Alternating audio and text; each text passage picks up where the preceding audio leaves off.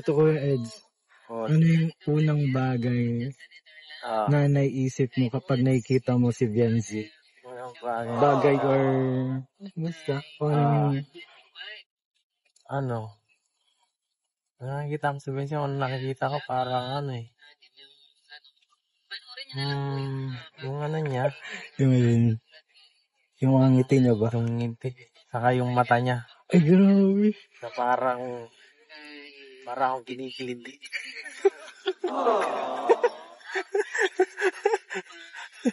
Grabe yung iliti sa mga mata ni Viancy. Bira yan.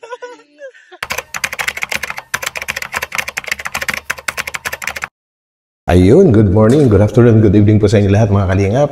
This is your host, Batang Elio, nagbabalik para sa isa na namang reaksyon. Tungkol naman po dito sa interview ni Kalingap JJ kay Kalingap Edo po, At dito ay matindi yung mga revelasyon ni Kalingap Edo tungkol sa EDC at kung ito nga ba ay may magkakaroon ng forever. I mean, kung may patutunguhan nga ba ang EDC, kung may posibilidad nga ba itong magkatotoo sa totoong katotoo or maging realistic sa totoong buhay po, At yan po yung masasagot lahat ni Kalingap Edo mamaya. At sobrang nakakatawa po ito, guys. Kaya samahan niyo po ako hanggang dulo ng video na ito. And bago pa tayo tumuloy dun, ay huwag po natin kakalimutang suportahan palagi sa lahat po ng programa ng buong Team Kalingap sa pangunguna ni Kuya Bal Santos Matubang at Ed The Vlogs and syempre si Kalingap Rob at Ma'am Jackie po, Pero bago tayo tumuloy talaga dun, guys, magbibilang ako ng 3 at sabay-sabay po tayong pindutin ang thumbs up. So, sa 2, 3, let's go! Cause I don't give a fuck what you say. Guys, patawagin kayo, kay Kalingap Lolo. Ano ba yung perfect date sa'yo? When is the time? Yung perfect date? Walang time. Walang time. Grabe. Ba't walang time? Ang mahalaga, kung kailan libre. Kaya na yun ang perfect date agad. Kasi pag Ang galing talaga ni Papa Eds. Grabe. Guys, wala pa talagang perfect date. Talagang tama, yun ang talagang tama, Lahat ng pagkakataon na pwede kayo, yun ang talagang perfect date ka agad. So, lipas po ng oras. yan. Kung kailan pwede ang isa't Yan, sinasabi. kasama nyo naman isa't isa, masaya. Ang mahalaga, Yes. may time talaga. Ang mahalaga, May time. Correct? Galing talaga. Grabe naman yun, may time agad. Nakakaiba ka. Basta guys, mo na. Ayan, pangalawang question ko, Eds. Okay. What is your love language? Yung pinupuri mo siya. Yung act of service, yung pinagsisilbihan mo. Tapos may quality time. May quality time. Ganun ba? Sa akin siguro lang. Hindi ako Wala kang ganun. Hindi parang ako pag mag-ano ako sa sao, parang palaging parang medyo parang laging against na mo, pero pagka kung kailangan mo ako or may kailangan ka sa akin, hindi ako nagdadalawang isip na agad ako. Galing na sagot ni Papa Eds doon, Grabe. At yan nga po, talagang napapansin po natin, guys, Napapansin natin sa kanya yan. Na pagka may mga pinag-uusapan o kaya kunwari ay si Viancy ay ganito ang ganyan, hindi siya basta-basta sumasang-ayon. Kumbaga, kadalasan nga po ay inaasar niya ito, Pero pag kailangan po ang kanyang tulong, kagaya ng mga pagtulong nila, pagpunta-punta nila kina Angel, yung mga ganyan, madali pong tawagan si Kalingap Edu, kaagad-agad pumupunta siya. Basta sa pagtulong, at yan ay kitang-kita po natin sa kanyang mga beneficiary po, And one time nga po nag-vlog yan dun sa isang beneficiary niya, yung magkakapatid, and nagkaroon ng emergency yung tatay ni Angel, tinawagan siya at kaagad-agad naman siyang pumunta para samahan ang kanyang wifey. Grabe.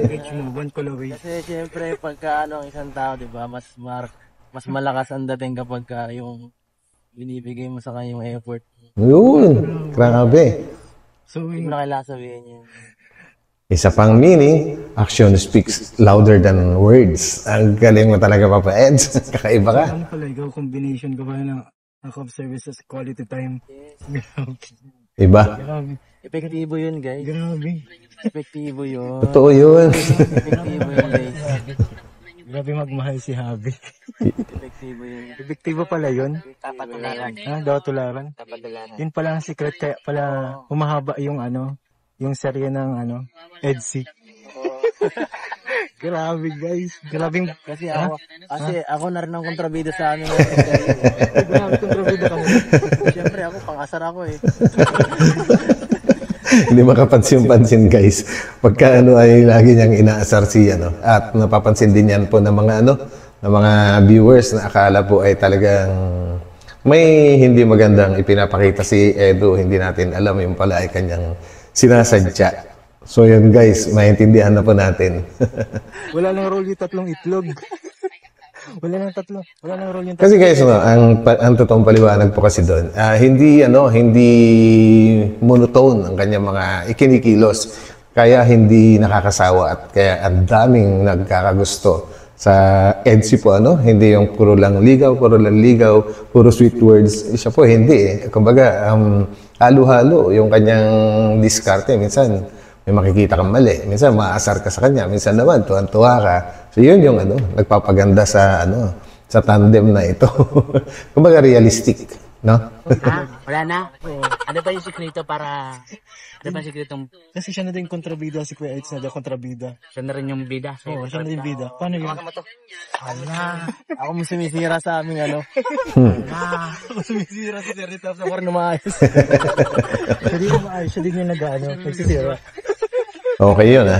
Tampuhan lang. Tampuhan lang yun. Pangit kasi yung puro sweet. Yan ang sinasabi ko. Yan yung sinasabi ko, guys. Ang pangit kasi pag puro sweet, kumbaga, hindi na totoo yun eh. Kung mo sa totoong buhay, meron ba relasyon na puro sweet talaga? Kadalasan may tampuhan yan. At doon yung makikilala ang bawat isa po, kung paano mag-handle sa problema ang bawat isa sa inyo. Kung paano nyo ayusin yung isang gusot. Kay malaki man yan o kay maliit, diyan mo makikilala ang iyong kapartner sa buhay. Galing. Tampuhan. Lahat naman yun. Dumadaan sa ganyan. May tampuhan palagi. Bakit siya hanggang ngayon nagkakatitili pa rin siya? Ha? Hindi siya dumaan talaga nag-stay siya. Kasi isa siya sa tatlong itlog na labang ito. Ayan, kaya nakaganyan. Sino kaya siya natatanda, no? Kasi pili niya, di magpakawala. Wala po yan. Nakatag na guys. Ayan guys, pangatlong question. Ayan. Ano daw yung secret ng EDC? Bakit sobrang humahaba yung serye? Parang ganun, parang putahe lang yun, yung mga secret ingredients. Kaya mas binabalik-balikan. Ba't ganun? Ba't Kuya Eds? May Nor Cubes ba yan? Nor Cubes. Kapag parehas parang iba talagang dating eh. Grabe. Iba ang dating kapag ganun parang ang sarap panoorin pagka makikita nyo naman sa body language ng mga nag-acting. Makikita. Madaling umacting kapag alam mo yan.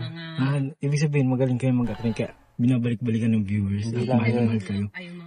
Medyo may chemistry. Actually guys, kapansin-pansin naman po sa EDC, madalas nga po, natitigil ang kanilang mga pagsasalita.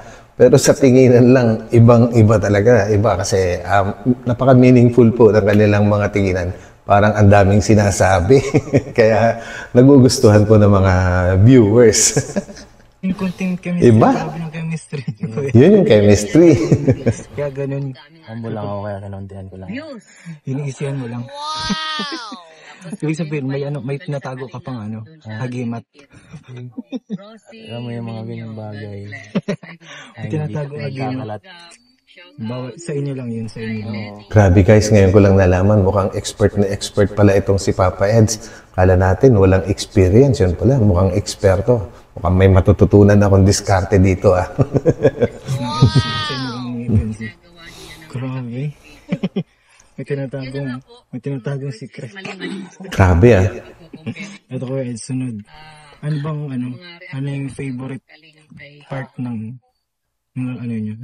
Favorite part ko ng serye? Oo. Yung tambalan niya. Ano yung magandang Tumatak sa akin? Oo. Ako yung favorite na Sa tingin ko yung naglalakad serye doon sa galing siya sa school. Ay, galing siya sa school. Yun yung pinaka-favorite mo.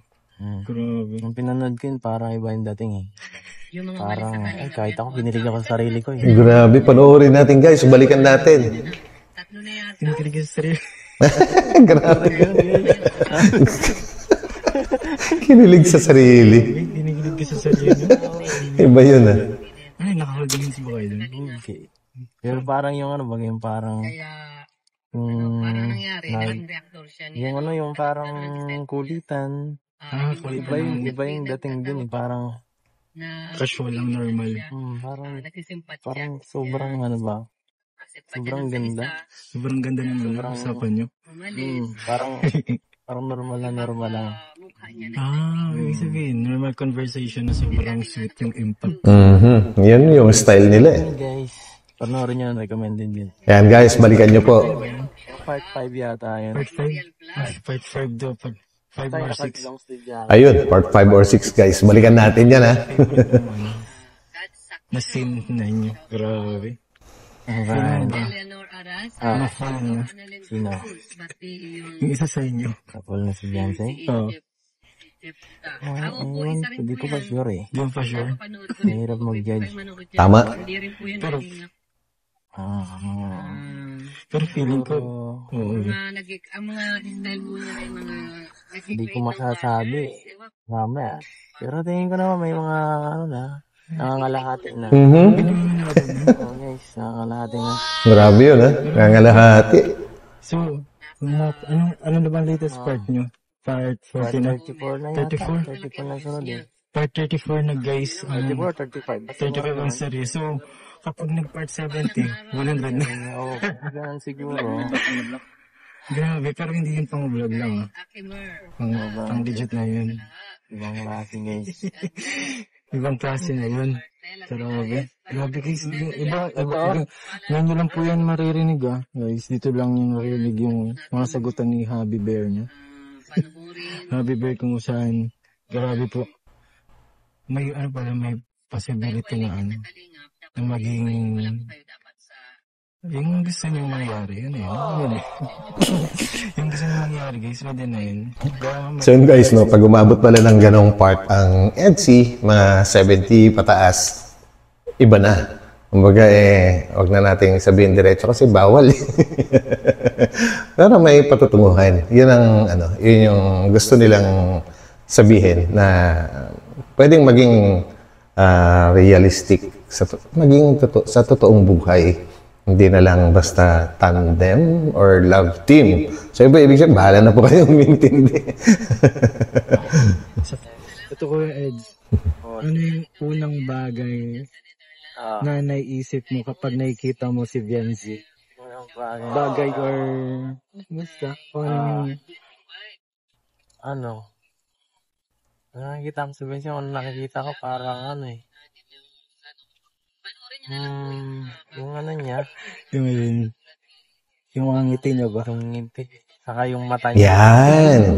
Na parang akong kinikilig. Ay, grabe. Nakakakiliti pala mga tingin niya, ni Viancy. Well, yun talaga po yung kapansin-pansin na part ng katawan ni Viancy po, yung kanyang mga mata. Parang napaka-pleasing masyado. At batawag doon, parang walang kamalay-malay or walang kamuwang-muwang, pero sobrang sweet yung kanyang mga mata, Grabe. Tama yun. Grabe yung iliti sa mga mata ni Viancy. Bira yan. Grabe naman yun, parang hinta mo lang maririnig talaga. Hilig lang. Grabe ka pala. Kaya minsan kapag tumatawa siya, minsan may mga talagang, kahit di naman ako natatawa, nadadala na lang ako eh. Dahil sa mata niya. Oo. Grabe yung palang niya. Iba pala ang impact ng mata. Hindi ko lang nalaman tuloy yung tingin ni Toledo nakakiliti. Nakakaiba. Si Viancy, yung tingin daw ni Viancy, kapag tinitingin daw sa kanya, grabe daw.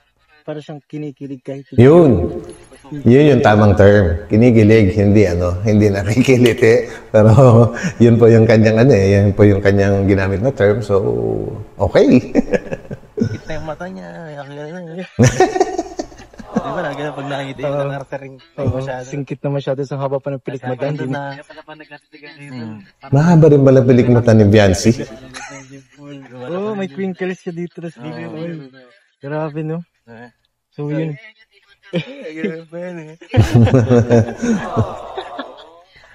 Grabe, guys. Grabe naman po yun. Tsaka isa pang kapansin-pansin kay Biancy Piano, parang laging mayroon siyang, parang ang pagkaano bumubuka yung kanyang bibig, tapos wala lang, hindi natutuloy. Parang meron siyang palaging gustong sabihin na hindi natutuloy at yun nakakadagdag sa kanyang pagka-cute.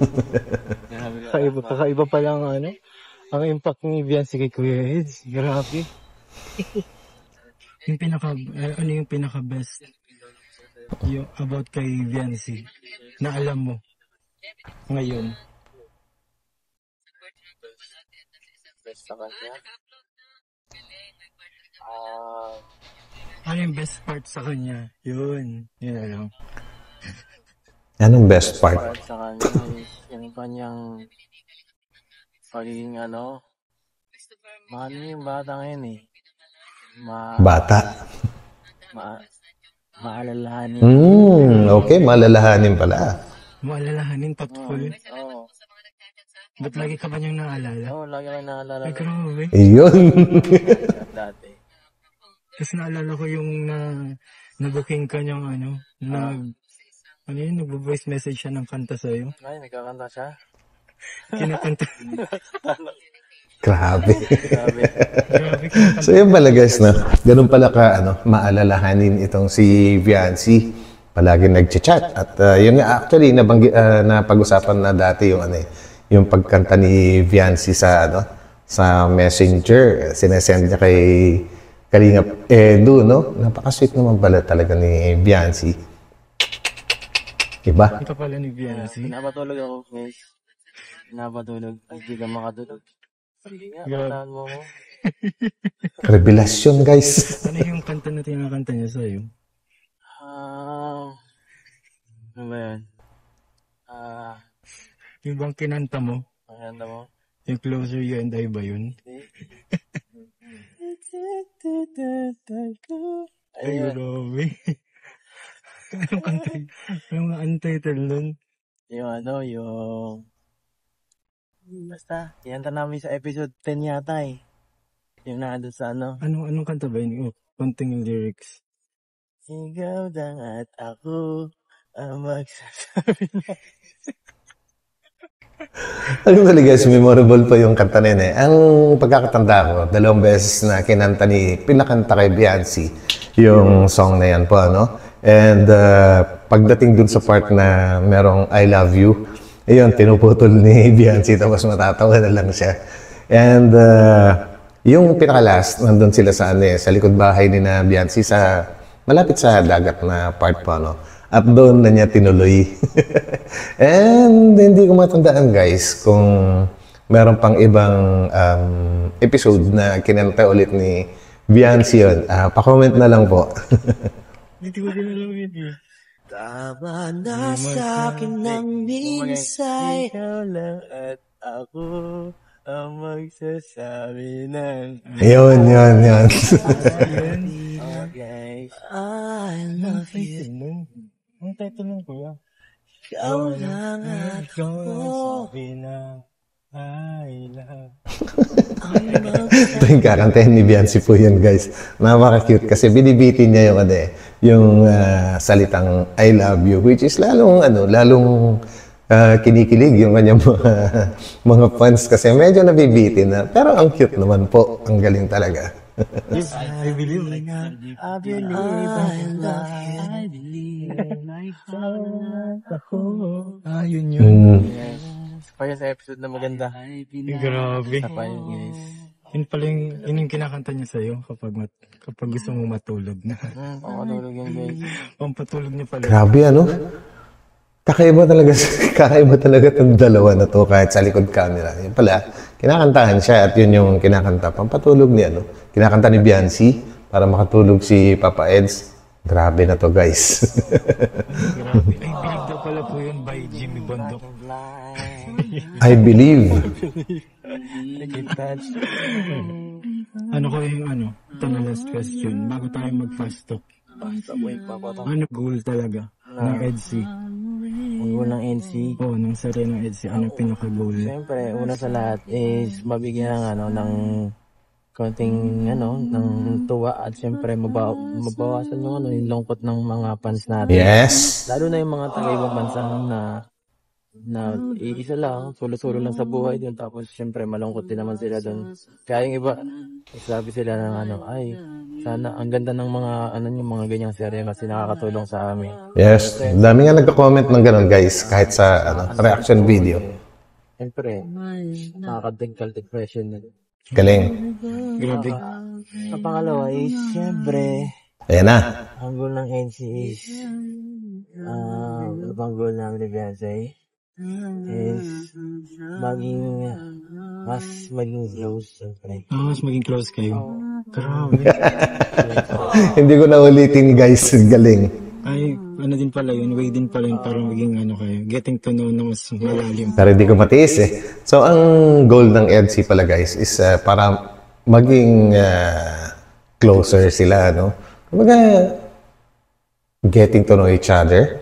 Yung pagiging, yung pagkikita nila palagi sa, sa mga shooting, mas nakikilala nila yung bawat isa sa kanila. And ito kaya ay preparasyon para sa magiging future nila. Tuloy natin, guys. Tama yan. Grabe. So matutuwa talaga ang viewers mo. Ang viewers at fan ng ng EDSI community kasi grabe. Isa din pala sa goal. Hindi lang pala pakiligin at pawalan yung stress nyo, guys. Para din pala malaman nyo naman patutunguhan. Yun.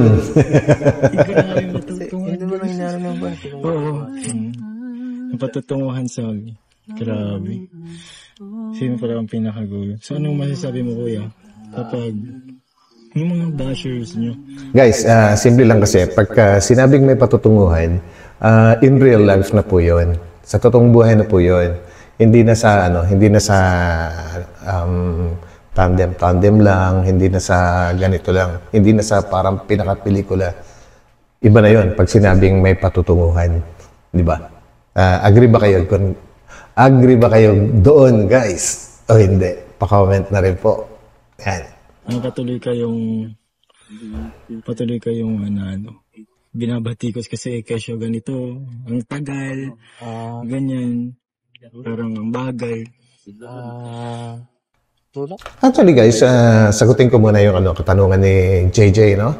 Ang pangit naman po, yung mga resulta is magiging fast-facing. Madali lang po matapos yung kwento. Kapag ganun na kaagad, no? So, maganda yung ganito. At saka, nababagay naman po sa kanila kasi bata pa si Beyonce, underage pa talaga. So, kung sasamahan mo ng kwento na magiging sila kaagad-agad, pangit. Di ba, guys? Hindi naman ako masyadong nakakala ng bash. Nakasanay na ako, saka Ano kayo sa basher? saka yung mga ganung bashing is normal na lang. Tama. Normal na yun. Yung natatagalan, normal lang yun. Normal lang matagal ang proseso. Hindi naman ganun kadaling magkaan sa isa't isa eh. Saka, kung ano naman, wala na tayong magagawa sa kanila. Hayaan mo yung bashers na yan. Ayaw mo naman din nila. Magano na sila. Hindi ba talaga sila naman? Pero basta, kami dito, dire-diretso lang sa ginagawa natin. Pati kung ano yung pinaka-goal yun na talaga. Oo. Yung case, Galing. ibig sabihin, kung ano yung nasasabi nila, sila nang may problema. Kasi alam niyo naman yung ginagawa niyo talaga diba? Alam niyo guys, ang bashers, gumawa ka ng mabuti, gumawa ka ng may kaunting mali, or gumawa ka ng mali, mababash at mababash ka. Kahit nga po sa aming mga, na mga reactors, kahit ang nare-reactionan mo, yung mismong video na, at sa tingin mo, binabalanse mo naman, may mga bashers pa rin kasi hindi naman natin mapiplease lahat po ng mga na makakapanood sa inyo. Ano? Kumbaga, iba-iba kasi yung takbo ng kaisipan. At kadalasan dyan, yung mga nambabash, hindi talaga nanonood ng buo. Kumbaga, at saka yung iba naman, panonoorin ng buo, pero pinipick up lang nila yung may konting issue at yan ang ibabalik sa'yo or ibabato sa'yo. Yun pa yung bashers. Kung anong... Hayaan nyo sila. Doon lang kayo nakafocus. Kung ano yung objectives ng EDC, yun lang guys. Yan. Tama. Basta, ang pinakamagandang sagot din guys, may patutunguhan. Yun. May patutunguhan. Once nabanggit na po ni sa Kalamans Challenge na sinabi ni Kalingap Edu na ang EDC ay totoo. At ngayon naman po, dito sa interview ni Kalingap JJ sa kanya, salitang may patutunguhan naman po ang kanyang binanggit. So, nakaano pa rin, inline pa rin doon sa sa salitang totoo at may patutunguhan. Iyon yung mas nakaka-excite ngayon, guys. Kasi, yung bihira yun. Talagang nagugulat po talaga kayo, guys. Lumel din, may patutunguhan din ang Lumel, guys. May ang Lomel, guys. Tulog si Lomel. Tulog po ang Lomel, guys. May patutunguhan din po sila sa future. Let's fast talk. Okay. Fish or pig? Pig. Ano pig? Di ba pork? Grabe. Tatanong mo ba yan? Mahilig sila sa baboy. Mahilig sa baboy. Oo. Flowers or chocolate? Akin, flower. Yun, sweet. Sweet siya. Vitamin E or vitamin V? Center B. Vitamin V? Grabe naman yung mga vitamins na yun.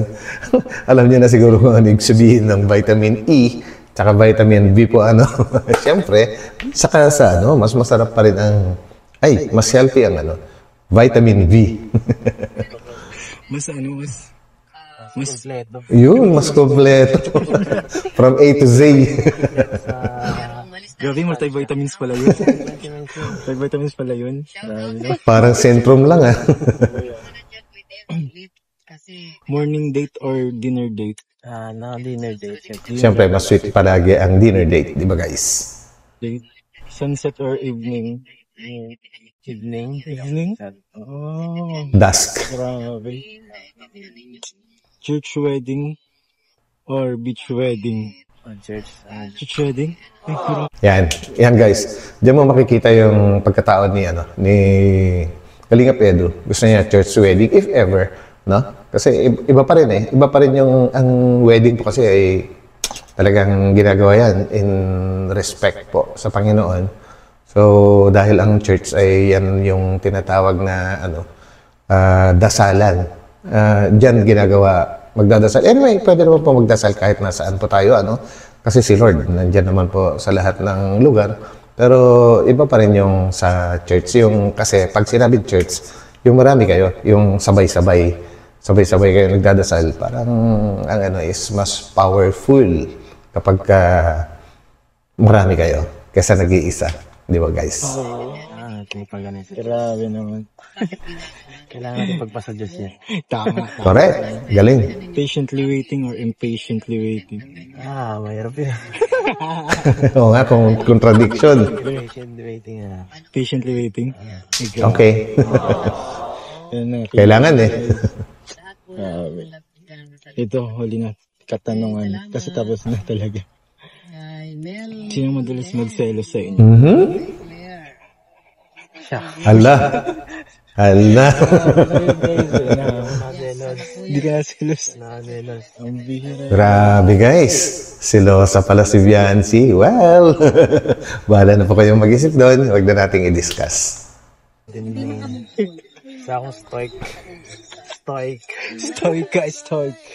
Grabe guys, ayun na guys. Kaya pala. Basta lagi nag-chat. Grabe. Ayun guys, din nagtatapos ang ating interview.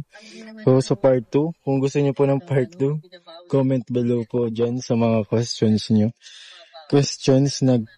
Kaya guys, grabe, ang galing din mag-prepare ng mga katanungan itong si Kalingap JJ. And sana nga magkaroon ng part 2 po, yung kasi ginawa ni Kalingap Rab is normal lang yan. Kumbaga, mas formal yung mga katanungan. Although may mga dinediretso din niya, pero bilang isang sikat na vlogger, ay kailangan po maging aware siya or maging cautious sa mga katanungan na binibigay po, ano. And si Kalingap JJ naman po is a rising star. Kumbaga mas madali para sa kanya na magtanong ng kahit na ano. And anyway, wala naman pong bawal, pero napaka-casual kasi yung napaka-casual nung pag-uusap nila ni Kalingap Edo, kakaiba yung dating. So sana nga magkaroon ng part 2, ano. Guys, natuwa rin ba kayo sa sa episode na actually hindi kasama sa episode 2 ng ng EDSI, pero nakakatuwa po, di ba?